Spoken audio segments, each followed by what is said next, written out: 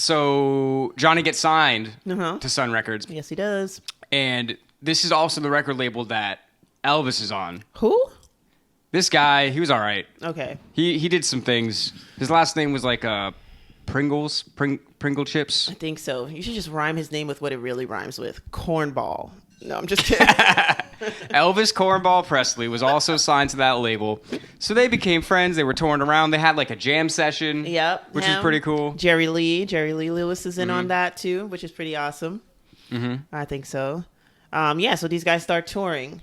But the tour can be plaguing. Yes. Because you're doing your own tour. No one's driving your bus. No one's picking up your equipment and setting it up on stage and making sure the sound's good and making sure no one's knocking over your items and that everything's in condition. You're doing all of that. Right. You're driving from state to state. You just did a show. Let's hop in this car, not a bus, not a truck. Let's hop in this car and drive to the other state where, we're pretty early in the country. So a lot of roads haven't been paved down yet. So we got muddy road and tracks and witches living in the forest and God knows what else is out there. Basically, it's a bumpy ride. It's a bumpy ride. Literally and metaphorically. Yes. And you got to stay awake. Well, wait, I want to say first, because we got to remember that, it's funny because you talk about Elvis and Johnny Cash, and it's like, oh, they're such legendary names. Yeah. But, at this point, rock and roll music was not a big commercial thing. Not at all. Again, they were, all these guys are just in this little record label, in this little studio in Memphis. This is not a huge phenomenon. No. They really are. They're driving themselves. They're doing all this shit by themselves, right? They're not... Johnny said the first time he saw Elvis, actually, he was just, performing on the back of a pickup truck. They literally, it was the grand opening of a hardware store, and I swear, and Elvis was just they pulled up a truck and he's just playing in the pickup of this truck. Awesome. So it's some real down home country shit at this time. It's Absolutely. not stadiums. It's not nothing like what rock and country music becomes. Nothing like it. Nothing like it. And what happens to you when you're constantly driving your own cars and stuff, and you have to pick up your equipment and all this stuff like that, and you got to drive hours and hours to a show and then get on a stage right away, you get tired. Yes. You get tired. So one day, it was a hot Texas day, 103 degrees. Yeah. And a man walks up to Johnny wearing a black leather coat and sunglasses. Yep. And it's hot as fuck, so he's sweating really hard. Yep. Right? And he goes up to Johnny. He's like, hey, boy, I got what you need. He said, hey, you take one of these to stay awake. You take one of these to go to sleep when you're done. And Johnny was like, he just driven for 18 hours. He was like, hey, that sounds pretty good to me. That's right. Let me get some of them pills. Let me get some of them pills. He does. And then that just starts with, whole addiction. Because it's like, all right, you take the pill today, you take the pill tomorrow, you take the pill the day after. And by the end of the week, there you go, you're an addict. Yay. Yeah, and it's not even just one pill. It's a whole cycle, because then you take the pill to keep you up, and then you're up to do the show. But then when the show's done, you still can't go to sleep. So then you got to take another pill to go to sleep. So now you're basically addicted to 2 pills. Yeah. You're on the uppers and the downers. Yep. And this whole time, his wife and his children are in Memphis. What the fuck is going on with Johnny? We haven't seen him in months.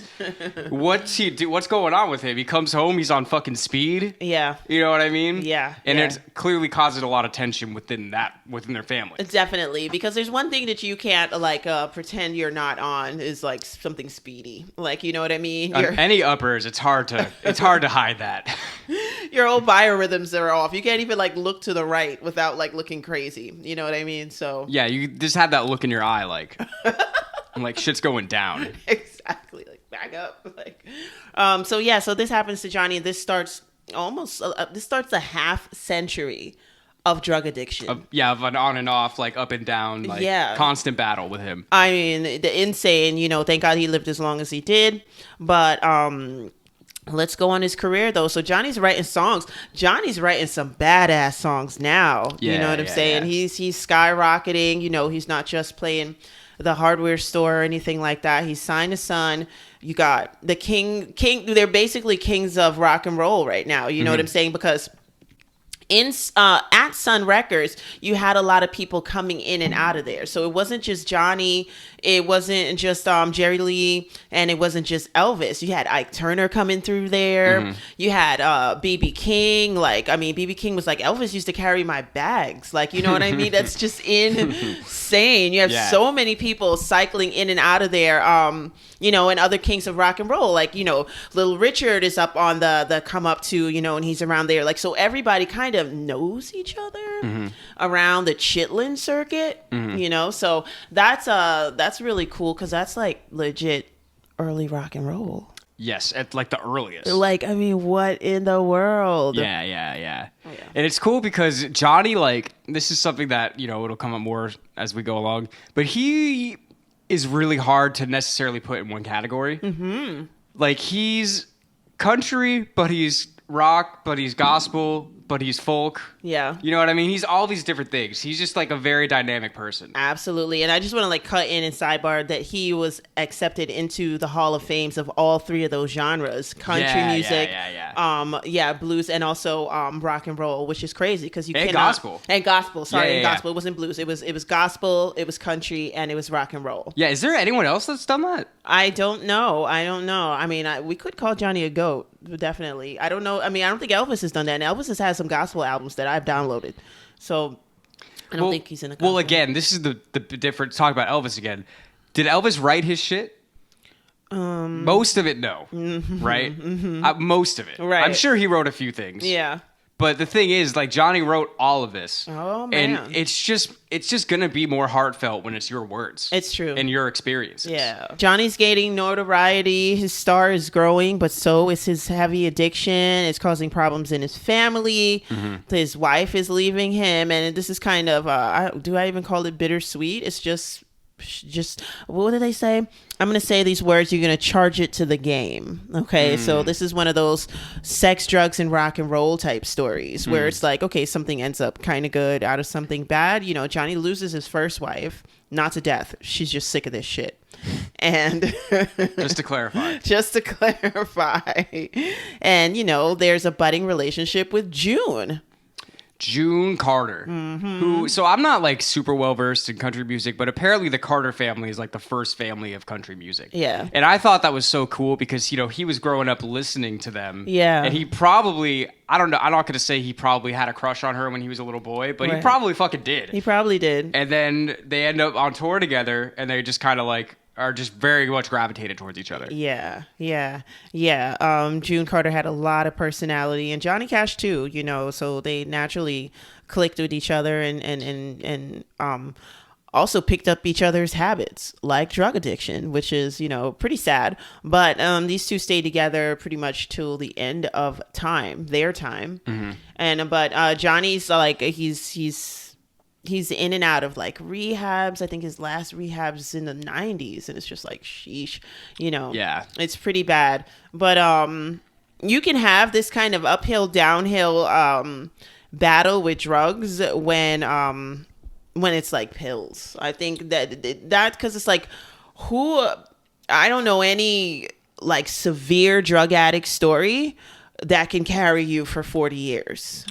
Well, I think the thing with the pills is just how easy it is. Yeah. Because you think about like, we'll talk about like if you talk about heroin, like you gotta be shooting yourself up, like you gotta get the thing, you gotta like, what's the tourniquet? Yeah. It's like a whole thing. Yeah. You know what I mean? Even if you're talking about like doing blow, like you gotta be snorting shit up your nose. Like, where with pills, and then you just go about your day. And you go, yeah. You know what I mean? It doesn't take time to do pills. Right, you know? True. So maybe that's something to do. And then also, this is a time where, I mean, medicine is being more developed, but I'm sure people at the time were a lot more loose with their prescription pads. Definitely. You know, which is really, it's so funny you say that. I used to watch that show Mad Men. And so, you know, a lot of the show just is showing the culture of the United States at that time. And the doctors were just writing prescription pills for anything, giving you a diet pill for like nothing, like, you know what I mean? So yeah, I can see why, you know, they were super accessible and easily,